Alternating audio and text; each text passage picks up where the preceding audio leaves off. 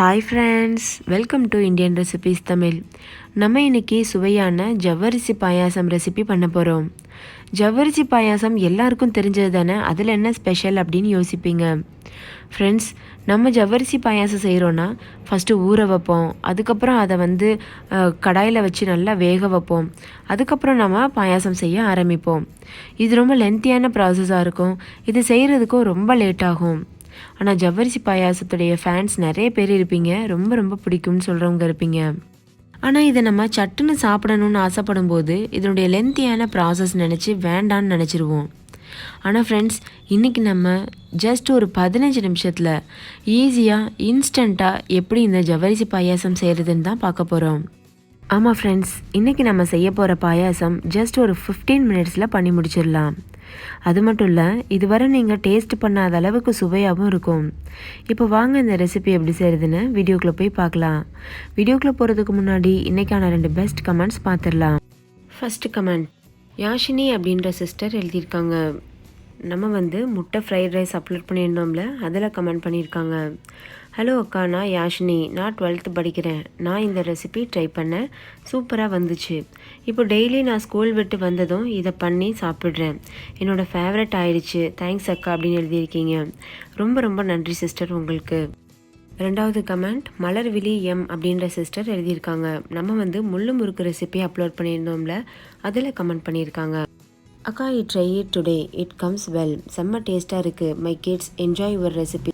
Thank you அக்கான்னு எழுதியிருக்கீங்க. ரொம்ப ரொம்ப நன்றி சிஸ்டர் உங்களுக்கும். ஃப்ரெண்ட்ஸ், நீங்களும் இந்த 2 ரெசிபியும் மிஸ் பண்ணியிருந்தீங்கன்னா அந்த வீடியோவுக்கு கீழே இருக்க டிஸ்கிரிப்ஷன் பாக்ஸில் லிங்க் தரேன், போய்ட்டு செக் பண்ணி பாருங்கள். உங்களுக்கும் இந்த 2 ரெசிபியும் ரொம்ப ரொம்ப பிடிக்கும். இப்போ வாங்க இந்த ஜவ்வரிசி பாயாசம் எப்படி செய்கிறதுன்னு பார்த்துடலாம். ஃபஸ்ட்டு இந்த பாயாசம் பண்ணுறதுக்கு நான் இன்றைக்கி 1/2 கப் அளவு ஜவ்வரிசி எடுத்திருக்கேன். இது ரொம்ப குட்டி குட்டியான ஜவ்வரிசி. இதை நான் நல்லா கழுவிட்டு, அதாவது 3 தடவை நல்லா கழுவிட்டு எடுத்து வச்சுருக்கிறேன். இதில் கொஞ்சம் போல் தண்ணி இருக்கும். அந்த தண்ணியில் நல்லா வடிகட்டிட்டு, முடிஞ்ச அளவு வடிகட்டிட்டு எடுத்து வச்சுக்கோங்க. தண்ணி நல்லா வடித்ததுக்கு அப்புறமா ஒரு குக்கரை சூடுபடுத்திக்கோங்க. அதில் 2 ஸ்பூன் அளவு நெய் சேர்த்துக்கோங்க. நெய் நல்லா உருகுனதுக்கப்புறமா நம்ம தண்ணியை வடிகட்டிட்டு வச்சுருக்கோம்ல ஜவ்வரிசி, அதை சேர்த்துக்கோங்க. சேர்த்துட்டு ஒரு தடவை நல்லா வறுத்து விடுங்க. நெய்யில் வறுக்கிறதுனால நம்மளுடைய பாயாசம் நல்லா மணமாக இருக்கும். இப்போ இது நல்லா வறுத்தாச்சு. ரொம்ப நேரம் வறுக்க தேவையில்லை, ஒரு 30 செகண்ட் வறுத்துக்கோங்க. நல்லா வறுபட்டதுக்கு அப்புறமா இது கூட தண்ணி சேர்க்கணும். 1/2 கப் ஜவ்வரிசிக்கு 1.25 கப் தண்ணி கரெக்டாக இருக்கும். இல்லை 2 கப் கூட சேர்த்துக்கிறலாம். சேர்த்துட்டு இது போல் நல்லா கலந்துக்கோங்க. நல்லா கலந்ததுக்கப்புறமா மூடி போட்டு மூடி வச்சுட்டு ஒரு 2 விசில் வர்றது வரைக்கும் வெயிட் பண்ணுங்கள். 2 விசில்லையே இது சூப்பராக வெந்துடும். இப்போ நல்லா கலந்தாச்சு. இதை நம்ம மூடி போட்டு மூடிட்டு விசில் வச்சிடலாம். ஃப்ரெண்ட்ஸ், இது 2 விசில் வரட்டும். 2 விசில் வந்ததுக்கப்புறமா ஸ்டவ் ஆஃப் பண்ணிடுங்க. அது தானாகவே ப்ரெஷர் ரிலீஸ் ஆகணும். அது வரைக்கும் வெயிட் பண்ணுங்கள். அதுக்கப்புறம் நம்ம பாயாசம் செய்ய ஆரம்பிக்கலாம். இப்போ பாருங்கள், தானாகவே ப்ரெஷர்லாம் ரிலீஸ் ஆயிடுச்சு. 2 விசில் விட்டதுக்கே எவ்வளோ சூப்பராக வெந்திருக்கு பாருங்கள். உதிரி உதிரியாக எவ்வளோ பர்ஃபெக்டாக இருக்குது. இப்போ ஒரு கடாய் சூடுபடுத்திக்கோங்க. கடாயில் 1 ஸ்பூன் அளவு நெய் சேர்த்துக்கோங்க. நெய் நல்லா உருகட்டும். உங்களுக்கு நெய் வாசனை நல்லா பிடிக்கும்னா 2 ஸ்பூன் கூட சேர்த்துக்கோங்க. சிலருக்கு நெய் வாசனை பிடிக்காது, அவங்க 1 ஸ்பூன் சேர்த்துக்கிட்டா போதும். நெய் நல்லா உருகுனதுக்கப்புறமா இது கூட நம்ம முந்திரி பருப்பு சேர்த்துடலாம்.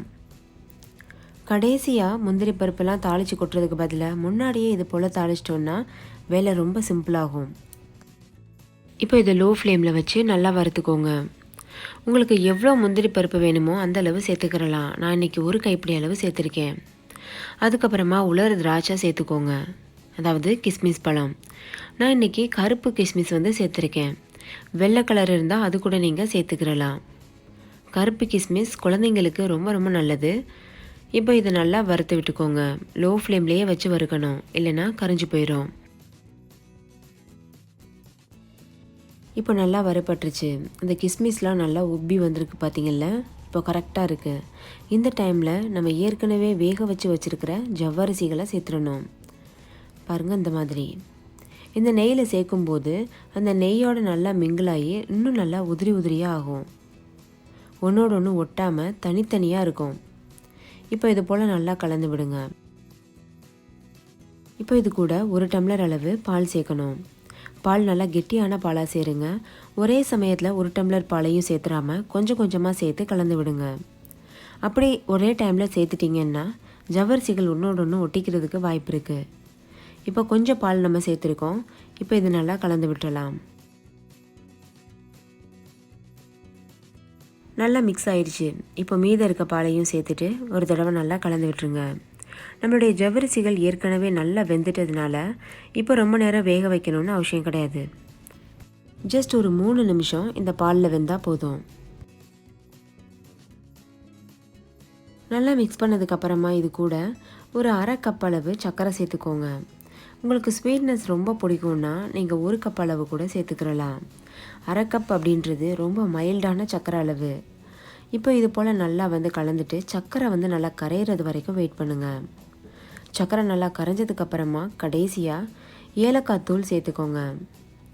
நான் ஒரு 3 ஏலக்காயை நசுக்கிட்டு சேர்த்துருக்குறேன். சேர்த்துட்டு நல்லா கலந்துக்கோங்க. கலந்ததுக்கப்புறமா கடைசியாக கொஞ்சம் போல் குங்குமப்பூ சேருங்க. இது முற்றிலும் ஆப்ஷனல். உங்களுக்கு வேண்டாம்னு நினச்சிங்கன்னா நீங்கள் தாராளமாக ஸ்கிப் பண்ணிக்கிறலாம். இது எதுக்காக சேர்க்குறோன்னா ஜஸ்ட் ஒரு மனம் கிடைக்கும், அந்த குங்குமப்பூடைய வாசனை. அதுக்கப்புறமா நல்ல ஒரு கலர் கிடைக்கும், மைல்டான எல்லோ கலர். குங்குமப்பூ வாசனை எனக்கு ரொம்ப பிடிக்கும், அதுக்காக நான் சேர்த்துருக்கிறேன். இப்போ இதையும் நல்லா மிக்ஸ் பண்ணியாச்சு. பாருங்கள், நம்மளுடைய ஜவ்வரிசி பாயாசம் சூப்பராக தயாராகிருச்சு. கடைசியாக ஃபைனல் டச்சப்காக கொஞ்சம் போல் முந்திரி பருப்பு சின்ன சின்னதாக கட் பண்ணி சேர்த்துருக்குறேன். நீங்கள் பாதாம், பிஸ்தா, அதுக்கப்புறமா அக்ரூட் போன்ற ட்ரை ஃப்ரூட்ஸ் எது வேணால் சேர்த்துக்கிறலாம். இல்லை நீங்கள் ட்ரை ஃப்ரூட்ஸ் பவுடர் வச்சுருக்கீங்கன்னா அது கூட சேர்த்துக்கோங்க. கடைசியாக கொஞ்சம் போல் சிரோஞ்சி சேர்க்குறேன், அதாவது சாரப்பருப்பு. அதையும் சேர்த்துட்டு நல்லா மிக்ஸ் பண்ணிக்கோங்க. இதில் நான் சேர்த்துருக்க நட்ஸ் எல்லாமே ஆப்ஷனல் தான் ஃப்ரெண்ட்ஸ். உங்களுக்கு வேணும்னா சேர்த்துக்கோங்க, இல்லை ஸ்கிப் பண்ணிடுங்க. இப்போ இதை நல்லா மிக்ஸ் பண்ணியாச்சு. இப்போ நம்ம இதை சுட சுட சர்வ் பண்ணிட வேண்டியது தான். நீங்களே பார்த்தீங்க எவ்வளோ சிம்பிளாக நம்மளுடைய வேலை முடிஞ்சிச்சு. இதை ஊற வச்சு அதுக்கப்புறம் வேக வச்சு பண்ணுறதுக்கு எவ்வளோ லென்த்தியான ப்ராசஸ் ஆகும். ஸோ இந்த மெத்தடில் நீங்கள் பண்ணி பாருங்கள். நார்மலான பாயாசம் செய்கிறத விட இந்த மெத்தடில் செய்யும்போது டேஸ்ட் இன்னுமே ரொம்ப ஜாஸ்தியாக இருக்குது. ஜவ்வரிசி பாயாசத்தில் ஜவ்வரிசிகள் உதிரி உதிரியாக இருக்கிறது தான் பெர்ஃபெக்டான கன்சிஸ்டன்சின்னு சொல்லுவேன். பாருங்கள் எவ்வளோ உதிரி உதிரியாக தனித்தனியாக இருக்குது. அதே போல் நல்லா வெந்திருக்கு. டேஸ்ட் ரொம்ப அட்டகாசமாக இருந்தது ஃப்ரெண்ட்ஸ். ஸோ கண்டிப்பாக நீங்கள் ட்ரை பண்ணி பார்க்கணும். ட்ரை பண்ணிவிட்டு உங்களுடைய எக்ஸ்பீரியன்ஸை கமெண்ட்டில் என் கூட ஷேர் பண்ண மறந்துடாதீங்க. உங்கள் கமெண்ட்காக நான் வெயிட் பண்ணிகிட்ருப்பேன். ஃப்ரெண்ட்ஸ், ஜவ்வரிசியில் நிறைய சத்துக்கள் இருக்குது, அதிகமான ப்ரோட்டீன் இருக்குது. குழந்தைங்களுக்கு இது நீங்கள் செய்து கொடுத்தீங்கன்னா வளரும் குழந்தைங்களுக்கு இது ரொம்ப ரொம்ப ஹெல்த்துக்கு நல்லது. நீங்கள் வெள்ளை சர்க்கரைக்கு பதிலாக நாட்டு சர்க்கரை சேர்த்து கூட பண்ணலாம். ஆனால் பால் வச்சு நம்ம ஸ்வீட் பண்ணும்போது நாட்டு சர்க்கரை, வெல்லம் இதெல்லாம் சேர்க்கும்போது கொஞ்சம் கவனமாக இருக்கணும். பால் கொதிச்சிட்ருக்கும்போது, பால் சூடாக இருக்கும்போது வெல்லம், நாட்டு சர்க்கரைலாம் சேர்த்தா பால் திரிஞ்சு போயிடும். அதனால் நல்லா வேக வச்சு இறக்குனதுக்கு அப்புறமா கடைசியாக உங்களுக்கு எவ்வளோ சர்க்கரை வேணுமோ அதை நீங்கள் சேர்த்துக்கிறலாம். அதாவது நாட்டு சர்க்கரையோ வெல்லமோ சேர்க்குறதா இருந்தால், வெள்ளை சர்க்கரை சேர்க்குறதா இருந்தால் நான் சொன்னது போல் பாயாசம் ரெடி பண்ணிகிட்ருக்கும் போதே சேர்த்துக்கோங்க. அதே போல் இதில் சேர்த்துருக்க நட்ஸ் எல்லாமே ஆப்ஷனல். கிஸ்மிஸ், முந்திரி இதெல்லாம் இல்லாமல் கூட இந்த பாயாசம் செய்யலாம். டேஸ்ட்டில் எந்த வித்தியாசமும் வராது.